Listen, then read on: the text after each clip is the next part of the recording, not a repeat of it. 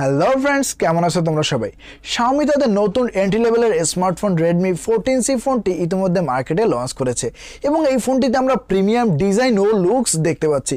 এক কথায় বলতে গেলে ইন অ্যান্ড ফিলও আমাদেরকে দুর্দান্ত দিয়ে থাকছে। 8.2 মিলিমিটারের পুরুত্ব আমরা ফোনটিতে লক্ষ্য করছি এবং এর যে ডিজাইনটি আমরা লক্ষ্য করছি সেটা কিন্তু আমরা রেডমির যে সি সিরিজ রয়েছে তা কিন্তু পূর্বে আমরা লক্ষ্য করিনি।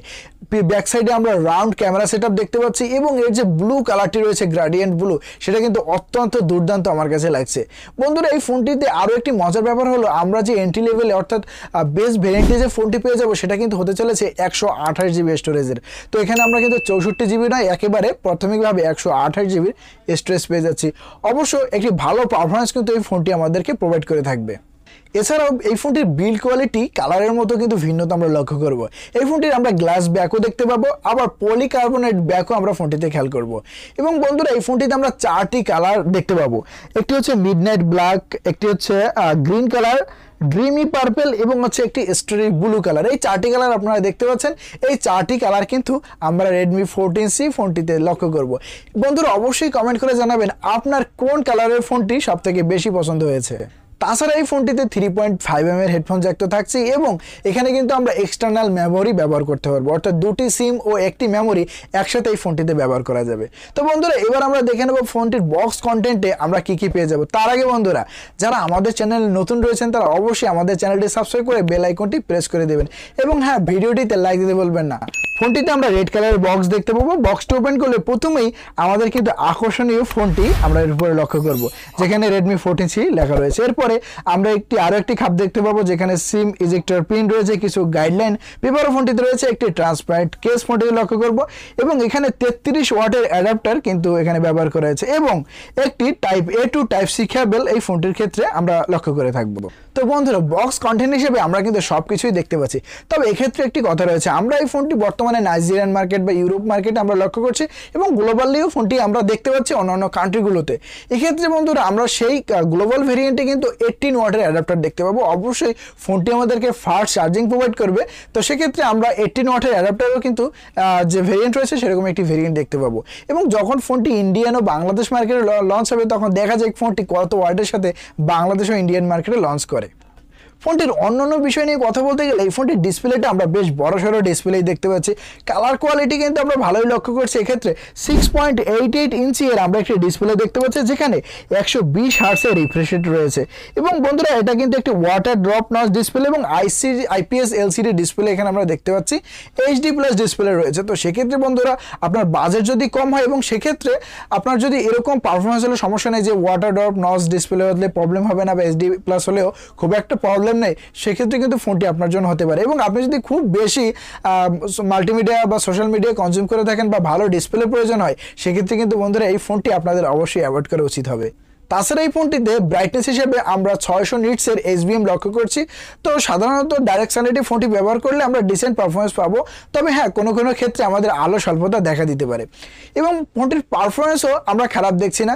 Helio G85 প্রসেসরের মতো আমাদের পারফরমেন্স দিচ্ছে, তো মোটামুটি গেম প্লে করা এই ফোনটি থেকে অবশ্যই যাবে। মোটামুটি ফ্রি ফায়ার বা লাইট মোডে PUBG গেম করা ফোনটিতে আমরা করতে পারবো। মিডিয়াটেক Dimensity Z81 Ultra এই ফোনটিতে চিপসেট ব্যবহার করা হয়েছে, তো যেটা G85 এর কাছাকাছি পারফরমেন্স আমাদেরকে দিয়ে থাকবে। আসা যাক ফোনটির ক্যামেরা প্যানেলের দিকে। ফোনটির ব্যাক প্যানেলে আমরা 2টি ক্যামেরা দেখতে পাচ্ছি, যেখানে মেইন ক্যামেরাটি 50 মেগাপিক্সেলের এবং ডাইরেক্ট সানলাইটে ফোনটি থেকে যদি আমরা ছবি তুলি তবে পর্যাপ্ত ভালো ছবি আমরা কিন্তু দেখতে পাচ্ছি। এবং পরেরটি হচ্ছে 2 মেগাপিক্সেলের একটি ক্যামেরা এবং ফ্রন্টে আমরা 13 মেগাপিক্সেলের ক্যামেরা দেখতে পাচ্ছি, যেখান থেকে হ্যাঁ, পর্যাপ্ত আলোতে খুব ভালো ছবি আমরা ফোনটি থেকে তুলতে পারবো। এন্ট্রি লেভেলের ফোন হিসেবে খুব ভালো ছবি কিন্তু আমাদেরকে প্রোভাইড করে থাকবে। এবং 1080p-তে 30 fps এই ফোনটি থেকে আমরা ভিডিও রেকর্ডিং করতে পারবো, যেটা অবশ্য ডিসেন্ট পারফরমেন্স বলা চলে। এই ফোনটিতে ব্যাটারি হিসেবে 5160 mAh এর বিগ ব্যাটারি রয়েছে এবং 18 অথবা 33 ওয়াটের অ্যাডাপ্টার আমরা বক্স কন্টেন্টের মধ্যে পেয়ে যাবো, যেখান থেকে আমরা ফাস্ট চার্জিং অবশ্যই আশা করবো এবং ফাস্ট চার্জিং আমরা পেয়ে যাবো।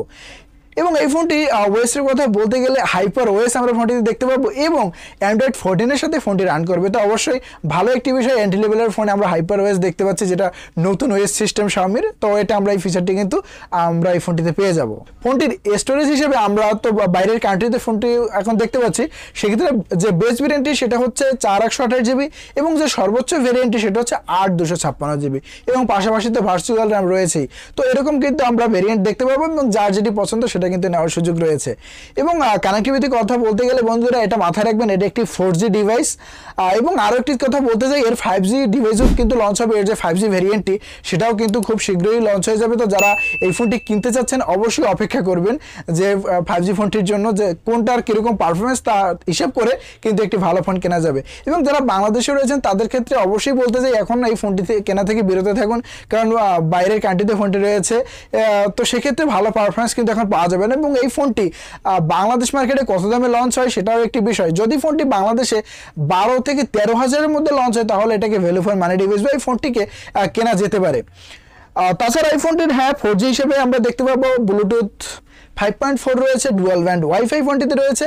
তো কানেক্টিভিটি আমরা কিন্তু অবশ্যই ভালো দেখতে পাচ্ছি। সাইড মাউন্টেড ফিঙ্গারপ্রিন্ট হিসেবে আমরা ফোনটির ক্ষেত্রে লক্ষ্য করবো। বন্ধুরা ফোনটি বাংলাদেশ মার্কেটে অন্যান্য কান্ট্রির দামের সাথে কম্পেয়ার করলে এখন যদি কনভার্টেড প্রাইস বলি প্রায় 15,000-এর মতো আমরা দাম লক্ষ্য করছি। তবে এই দাম এই ফোনটি কিনা একেবারেই উচিত হবে না। এক্ষেত্রে আমার কাছে এই ফোনটির ওভার প্রাইসড মনে হচ্ছে। তো এই ফোনটি যদি বাংলাদেশ মার্কেটে 12 থেকে 13 হাজারের মধ্যে পাওয়া যায় নতুন অবস্থায়, অবশ্যই এই ফোনটি ভ্যালু ফর মানি ডিভাইস হবে। এবং আপনি যদি হেভি অ্যাপস বা গেমস খেলে থাকেন বা খুব বেশি মাল্টিমিডিয়া কনজিউম করে থাকেন সেক্ষেত্রে কিন্তু এই ফোনটি আপনার জন্য উপযুক্ত হবে না। তবে মোটামুটি ব্যবহারের ক্ষেত্রে এই ফোনটি যে কোনো কারোর জন্যই ভালো হতে পারে। তবে হ্যাঁ, এক্সট্রিম লেভেলের জন্য এই ফোনটি কিন্তু অবশ্যই নয়।